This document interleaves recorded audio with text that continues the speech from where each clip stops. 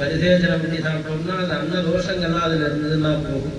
அதுபோல 9 வேளையும் ஸ்நானம் பண்ணி சந்தியாவந்தனாதி அனுஷ்டானங்கள்லாம் பண்ணி அக்னிகாரியமான பிரம்மச்சாரியா இருந்தால் சமிதாதானம் பண்ணணும், கிரகஸ்தனா இருந்தால் உபாசனை பண்ணணும், அக்னிஹோத்திராதி எல்லாம் இடத்துல இருந்தால் அக்னிஹோத்திரம் பண்ணணும், விஷ்டி காலத்தில் பண்ணணும். ஃபுல்லாக பண்ணோம்னா லோகக்ஷேமம் உண்டாகும், நல்ல மழை பயிர் செழிப்புலாம் நல்லபடியாக இருக்கும் அப்படிங்கிறதாக நமக்கு தெரிய வருது.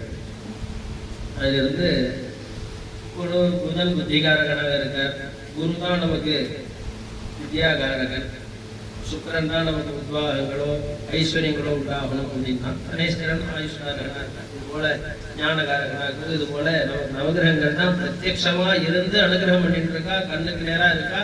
அந்த நவகிரகங்களை வச்சுட்டு தான் பஞ்சாங்கம் கணிக்கிறா, அந்த நவகிரகங்களை வச்சுட்டு தான் நமக்கு ஜாதகம் கணிக்கிறா.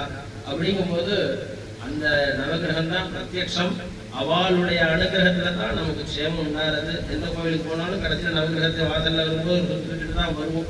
சந்தியாவந்தனம் பண்ணும்போது ஆதித்யன் தர்ப்பயாமி, சோமன் தர்ப்பயாமி, அது போல 9 கிரகத்துக்கும் நித்தியம் தர்ப்பணம் கொடுத்துட்டு இருந்தாலே நமக்கு நவகிரகத்தினுடைய பாதிப்போ தோஷமோ வராது. இவன் கொடுத்தா இந்த குடும்பத்தில் உள்ளவாளுக்கே சிரமம் நிவர்த்தி ஆகும். இவன் பையன் பண்ணான்னா அம்மாவுக்கு பத்னிக்கு சொல்லு. அது போல இவ பண்ணினா லோகத்துக்கே உண்டாகும். அது போல நம்ம எல்லாரும் அனுஷ்டானம் பண்ண லோக க்ஷேமமாக இருக்கும்.